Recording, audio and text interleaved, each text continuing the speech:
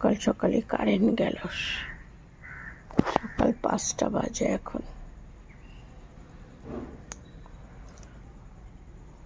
নমস্কার, কেমন আছো তোমরা? রীতা ডেলি রুটিন চ্যানেলে আরও একটা নতুন ব্লগে তোমাদের সবাইকে জানাই স্বাগত। আমার গলার ভয়েসটা তো প্রথমে শুনতেই পেলে কীরকম ফাটা বাঁশের মতো। সত্যি ভোরবেলা ঘুমের মাঝে যদি কারেন্ট চলে যায় কীরকম লাগে বলো। আর দেখতে পাচ্ছ রাস্তাঘাট শুনশান। তা আমি কিছুক্ষণ বারান্দায় হাঁটাচলা করছিলাম, হঠাৎ মামনি ফোন করলো। ও মামনি, হাত পাখা আছে? তা আমি দেখো এদিকটা কি অন্ধকার, গেটটা খুলে মামনির রুমে গিয়ে ওকে হাত পাখাটা দিয়ে আসলাম। এবার কখন গেছে কারেন্টটা, আসেও না। ভোরবেলা একটু মানুষের ঘুমটা লেগে আসে। ফ্রিজে ঠান্ডা জলের বোতল ছিল, আমিও একটু খেলাম আর ছেলেও খেয়ে গেছে। তা আমি ঢকঢক করে বেশ কিছুটা খেয়ে ফ্লোরের মধ্যে এসে শুয়ে পড়লাম। আর এদিকে মিঠুর চিৎকার শুরু হয়েছে। কি চেঁচায় দেখো সকালবেলায়। বেলা 6টা বাজে কারেন্ট আসলো। আমি আবার ফ্লোর থেকে উঠে খাটে গিয়ে আবার শুয়ে পড়লাম। আর মিঠুকে বেডরুমের ভেতরে আনলাম, আর চেঁচাতে পারবে না। এখন বাজে কটা জানো? মানে ওই যে 6টার সময় কারেন্ট এসে গিয়ে একটু শুয়েছি, চোখটা লেগে এসেছে, ব্যাস ঘুমিয়ে পড়েছি। তা এখন না শরীরটা কেমন যেন করছে। তা ভাবলাম ঝটপট করে আমি একটু স্নানটা সেরে নিই। সকালবেলা দেখবে ঘুম টুম ভালো না হলে একটু স্নান করে নিলে ভালো হয়। তবে অনেকে হয়তো বলবে ভোর 5টার দিকে কারেন্ট গেলে ঘুম তো সারা রাত হয়ে যায়। আসলে আমাদের ঘুমাতে ঘুমাতে অনেক রাত, আর ভোরের দিকেই একটু ঘুমটা ভালো হয়। কিন্তু কী করবো, আর কিছু করারও নেই। কারেন্ট গেছে, আর আমাদের এখানে সচরাচর কিন্তু খুব একটা কারেন্ট যায় না। অনেক দিন বাদে বাদে যায়, 1 ঘন্টা 2 ঘন্টা, এই অনেক দিন বাদে বাদেই যায়। তা এই যে মিঠুকে বেডরুমে রেখেছিলাম, ভোরবেলা উঠে ওই যে চেঁচাচ্ছিল বলে যেই বেডরুমের দরজা বন্ধ ঠন্ধ করেছে ও চুপচাপ ছিল। এখন ওকে বারান্দার দিকে এনে নিলাম, আর আমি এদিকে নাইটি কাঁধে নিয়ে রেডি হয়ে গেছি স্নান করতে যাব। স্নান করতে যাব বলে রেডি হয়েছি, তারপরে বাঁশির আওয়াজ পেলাম। আজকে ডাস্টবিন ভাইটা তাড়াতাড়ি এসে একেবারে ডাস্টবিন দিয়েই আমি স্নান করতে ঢুকলাম। ওই যে গাড়িটা।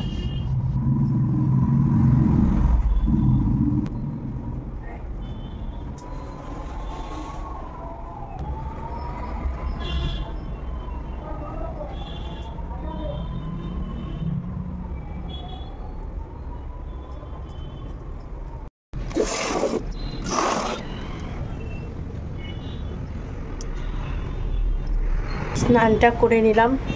ভোরবেলা তো কারেন্টের জন্য ঘুম হয়নি। তারপরে যে কারেন্ট আসলো ঘুমিয়েছিলাম, তারপরে উঠেছি না, শরীরটা কেমন ম্যাজ ম্যাজ করছে। তা ভাবলাম কাজকর্ম পড়ে আছে, স্নানটা আগে সেরে নিই। স্নান করে পুজোটা দিয়ে, দেখো এত পরিমাণে গাড়ি চলছে। এখন বাজে 9:15। স্নান করে পুজোটা দিয়ে নিই, তারপরে অন্যান্য কাজগুলো সারবো। আর ওকে একটু ডাক দিই, ও ঘুমাচ্ছে। ওকে চা করে দিয়ে তবে ঠাকুর ঘরে মনে হয় যেতে হবে, ওনার দোকান খুলবে। মেয়েটার তো রাত্রে কালকে ওই যে তখন আবার পাখা খুঁজে মেয়েটাকে দিয়েছি, হাঁসফাঁস করছিল। 1 ঘন্টা মতো লাইন অফ ছিল। দেখো ওই যে শশাগুলো কালকে এনেছি রাতের বেলা। আর কি ভোরবেলা চেঁচানো।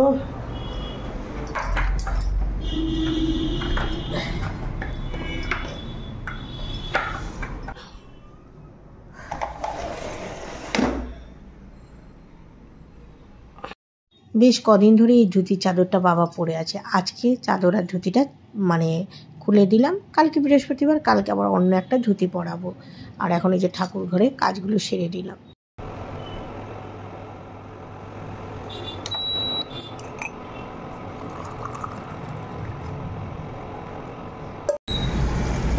বাবার গায়ের চাদরটা চেঞ্জ করে দিলাম, ধুয়েছি, মেলবো। আবার এদিকে পাম্প ছেড়েছি, জল না পড়ে যায়।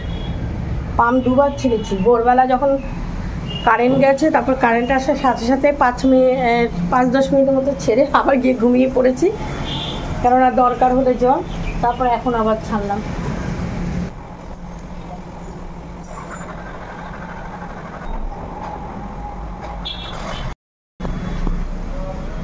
প্রসাদটা মুখে দিয়েছি, এবার আমি চা খাবো।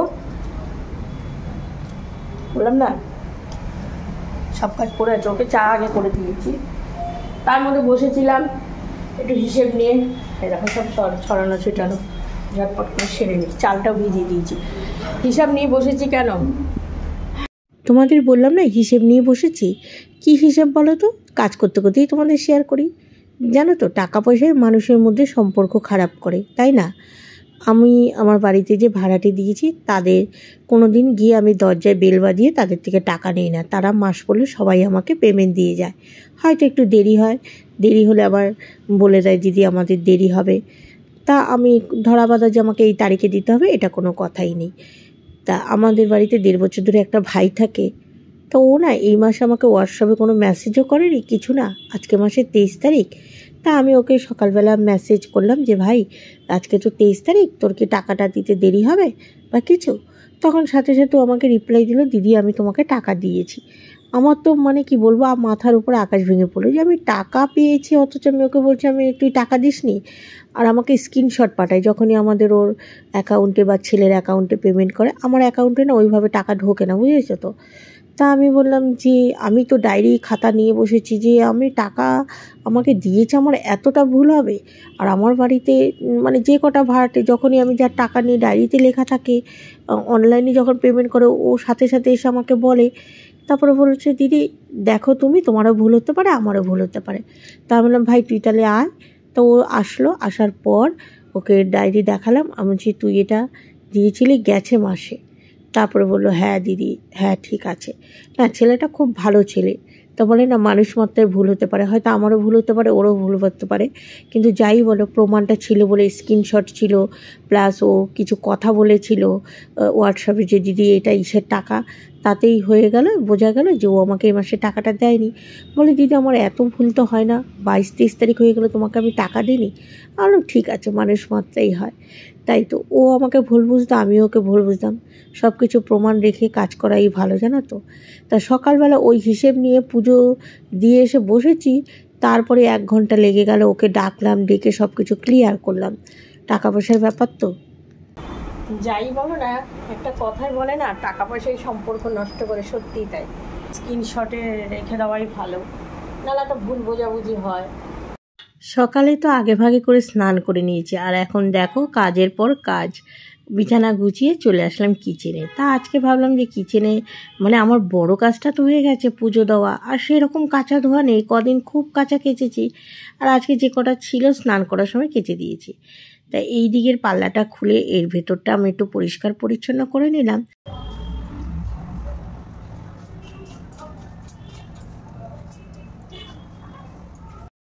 ছেলে ছাতু খাবে, ছাতুটা গুলিয়ে দিচ্ছি। আর মামুনি জানোই তো, মানে যারা আমার প্রথম থেকে ভিডিও দেখো, যে মামুনির এখন প্রেগনেন্সির এই সময়টা একটু কষ্টই হয়। তা সকালে টিফিনের বন্দোবস্তটা ওই করতো, ওই বাবুর দুপুরের খাবার, সকালের খাবার, সমস্ত কিছু ওই হাতের সামনে জোগাড় করে দেয়। কিন্তু আমি ছেলেকে কদিন বলে দিয়েছি যে ওর এখন কোমরের ব্যথা আর হাতে পায়ে খুব যন্ত্রণা হয়, পাগুলো এখনও ফোলেনি তবুও খুব যন্ত্রণা হয়। আর বাবু ওকে বলিস না এটা দাও সেটা দাও, ও তাড়াহুড়া করবে। আমি আমার কাজ হয়তো একটু দেরিতে হবে, কিন্তু ওকে আর কোনো কিছু তাড়া দিবি না, এ কটা দিন একটু এভাবেই চল। ছেলেও তাই বলে ঠিক আছে মা। এদিকে মেয়েটাকে কাপে দুধ দিই কেন বলো তো, বেশি পরিমাণে দুধ দিলে আবার খেতে পারে না। ওই জন্য দেখবে যখনই দিই ওকে আমি অল্প অল্প করে কাপের। এত সুন্দর রোদ দেখে পা মোছাগুলো আবার সব ধুয়ে দিয়েছি, ছাদে দিয়ে আসি।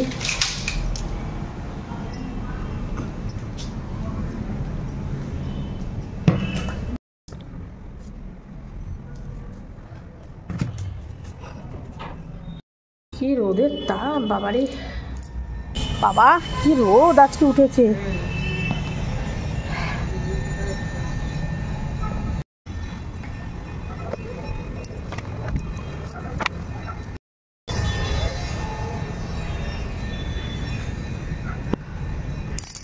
মনে হয় শুকিয়ে যাবে বাবা গো। দেখতেই তো পেলে ছাদে পা মোছাগুলো শুকাতে দিয়ে আসলাম, আর যা রোদ উঠেছে। আর এই আমার কিচেনের স্ল্যাবটা পরিষ্কার করতে গিয়ে এই ঝুড়িটা ছিল অনেক দিন আগের কেনা, তা আমি ওটাকে আবার পরিষ্কার করে নিলাম, বাসন ধুয়ে রাখতে সুবিধা হবে।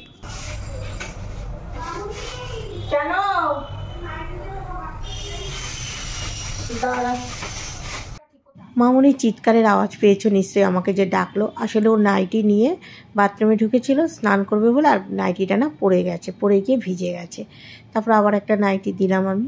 আর আমি এখন এই যে চালটা ফুটে গেছে, মানে চালটা বলছি, সরি, জলটা ফুটে গেছে, চালটা দিয়ে নিচ্ছি। এদিকে আমার আরও ওইদিকে কাজ আছে। এখন ভাবছি মামুনির কিচেনের ওই বক্সগুলো খুলবো, দেখি ওখানে কি আছে টুমটাম, ওই সবগুলো একটু গুছাবো। এখন কর্তামশাই টিফিন করছে, ওকে দিয়েছে চিড়ে আর দই, ও তো ছাতু পছন্দ করে না। আর এদিকে ঘিয়ের শিশিটা কবে থেকে বের করা ওই মামুনির কিচেনে ছিল, সেই ঘিয়ের শিশিটাকে এখন আবার ফ্রিজে রেখে দিই। আজকে সকাল সকাল স্নান টান হয়ে গেছে, সকালবেলা স্নান টান করে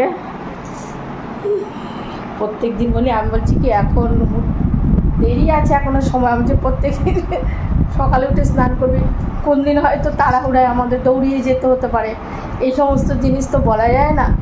এখনও 2 মাস বাকি আছে, তবুও একটু তো বলা যায় না কোন দিন কী হয়।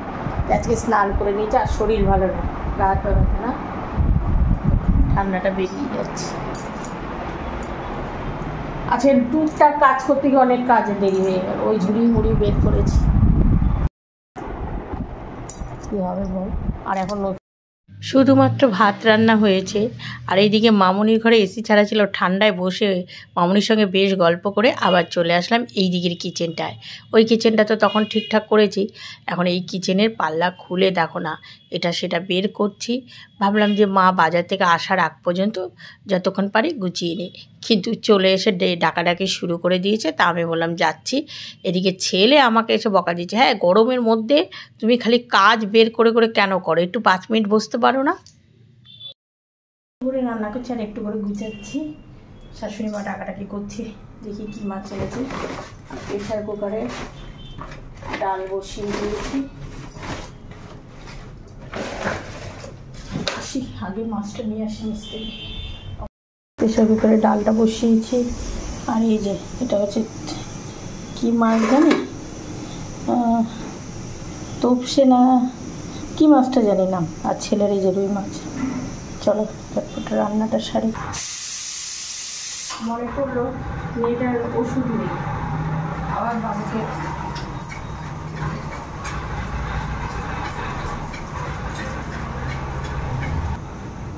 দুধ মাখিয়ে নিলাম। গেছে নিয়ে আসবো দুপুরে তো ওষুধটা।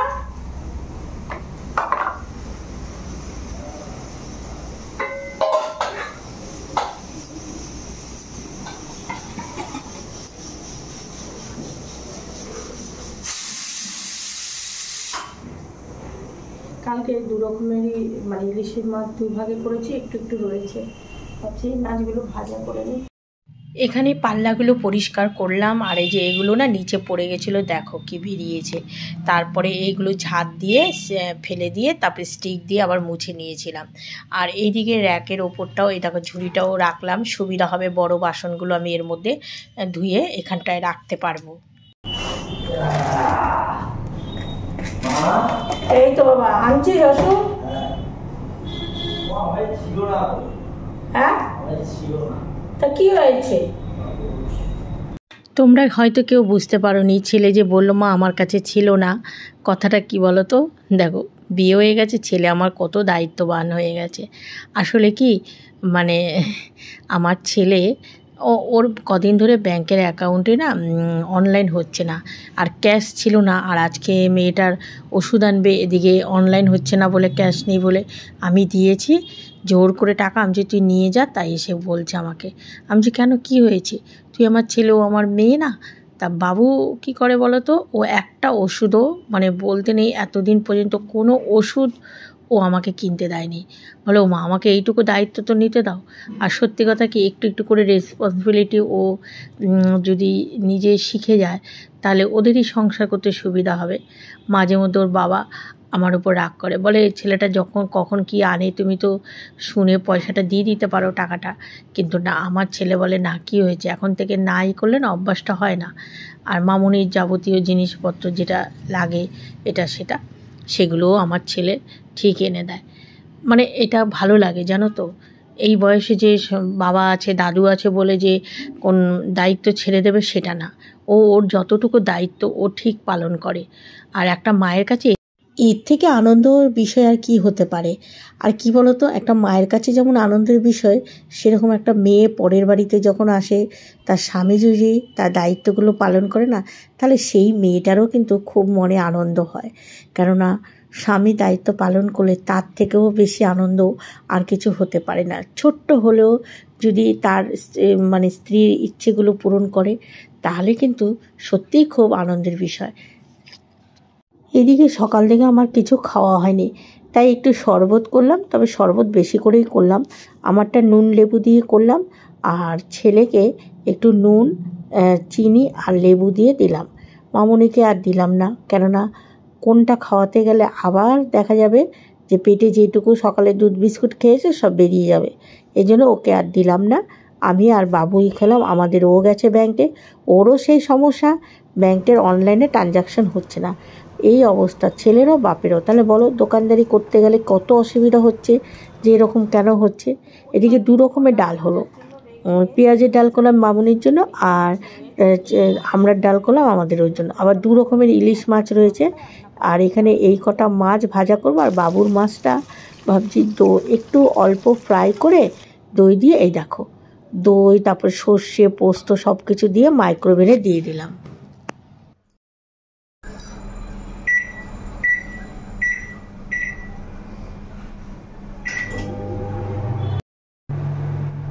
কটা মাছ একটু কড়া করে ভেজে নেব।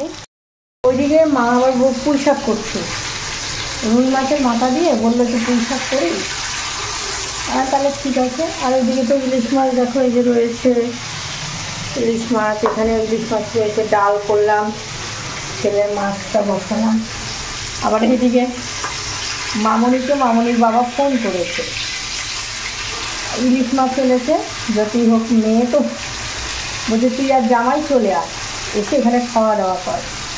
ওর মা বাবা এরা ছিল না, ওর মা বাবা ছিল না। ওর মা বাবা একটু কাঁচরাপাড়ার দিকে গেছিলো, তা আজকে সকালেই এসেছে, তাও এখন যাবে না, বিকেলবেলা যাবে। বললো না মামনি এখন আর যাবো না, বিকেলে যাবে। বাবারা তো এরকমই হয়, ভালো ভালো কিছু খেতে গেলেই ছেলে মেয়ের কথা মনে পড়ে, যতই তারা শ্বশুরবাড়ি খাস, তাই না। রান্নার পর্ব শেষ হলো, এবার খাওয়া দাওয়ার পর্ব হবে। আর আমি চাই ভিডিওর থাম্বনেল বানাতে হবে। তোমাদের তো বললাম যে শাশুড়ি মা পুঁই শাক করেছে, তা কুমড়োটা না জল জল, বুঝেছো তো। দেখো তরকারিটা মাখা মাখা হয়নি কুমড়োর জন্য। আর আমার কিন্তু পুঁই শাক খেতে খুব ভালো লাগে, বেশ একটু মাখা মাখা হয়, ভালো লাগে দেখতে। এটা তো জল জল লাগছে। কেটে নিয়েছি ড্রাগন ফল, শসা, মুসাম্বি সব কেটে নিলাম। এই খাওয়া দাওয়া হলো, বাসন টাসন সব ধুয়ে নিয়েছি। কলের জলটা ভালো গরম পড়ছিল, সেই জন্য কী করেছি, একদম গরম গরম জল পড়ছে, বাসন টাসন সব ঝটপট করে ধুয়ে নিয়েছি। ব্যাস কাজকর্ম এবেলার মতো শেষ। তারপর বিকেল দিকে তো অত কাজ থাকে না, হালকা কাজকর্ম। এখন প্রায় 3:45 বাজতে যায়। আমাদের ও দোকানে, ছেলেও দোকানে, রেস্ট তো কেউ নেয়নি। ঠিক আছে চলো, এবার আমি একটু, মা ফোন করতে পারে, মার সঙ্গে একটু কথা বলে নিই। মা এই সময় তো করে ফোন। আর আমাদেরও মাছটা, ইলিশ মাছ খেলোই না, প্রথম আমার পিঠের শিরদাঁড়া ব্যথা করে। ইলিশ মাছটা তো প্রচণ্ড গ্যাস অ্যাসিডিটি হয়, গতকাল খেয়েছি, আজকে আর খেলো না। মাছ ভাজা দিয়ে আর আমড়া দিয়ে ডাল করেছি, বলে দারুণ খেলাম আমড়া দিয়ে ডাল। আমি তো পুঁই শাক খেলাম, মামনিও পুঁই শাক খেলো, ও আর খাইনি পুঁই শাক। বাইরে হাওয়া দেখো না, গামছা টামছা লড়ছে, কিন্তু হাওয়াটা কী বলো তো, রোগ, মানে রাস্তার গরমটা এই হাওয়াতে আসছে। এখন বাজে 8:30, আর আমি চা নিয়ে বসেছি, সন্ধ্যা পুজো দেওয়া হয়ে গেছে। আর একটু মানে চিন্তা করছিলাম, আমাদের ওর না আবার পিঠের শিরদাঁড়াটা হঠাৎ করে ব্যথা, দুপুরে সকালে টিফিন করলে তারপর থেকে কন্টিনিউ ব্যথা। আমি ঘরের একটা গ্যাসের ওষুধ ছিল দিয়েছি, তাতেও ব্যথা কমেনি। তা বললাম যে গাড়ি নিয়ে আর বেরিয়েও না, তাও বেরিয়েছে, গাড়ি নিয়ে বেরিয়েছে, গাড়ি চালাবে। এখন প্রায় 8:30টার মতো তো বাজে। যখন বেরোচ্ছিল 7:30 বেজে গেছে বেরোতে বেরোতে। ছেলে আবার একটা বেশি পাওয়ারের গ্যাসের ওষুধ এনে দিল, খেয়ে বেরোলো। আমি বললাম যে তাড়াতাড়ি করে চলে এসো, তার চিন্তা লাগে, ব্যথাটা নিয়ে বেরিয়েছে তো। এই ঘরে মিক্সারের গ্রাইন্ডারের বাটিটা, এই জন্য আবার এখানে আসলাম। একটু ডাল, ওই যে মুসুরি ডাল, রসুন, কাঁচা লঙ্কা দিয়ে একটু বড়া করব। আর ডাল আছে, ভালো লাগে বড়া দিয়ে, রসুন দিয়ে মুসুরি ডালের বড়া। ঠিক আছে বন্ধুরা, ব্লগটা শেষ করি। তোমাদের সঙ্গে আবার দেখা হবে আগামীকাল নতুন ব্লগে। সবাই ভালো থেকো, সুস্থ থেকো। শুভরাত্রি, টাটা।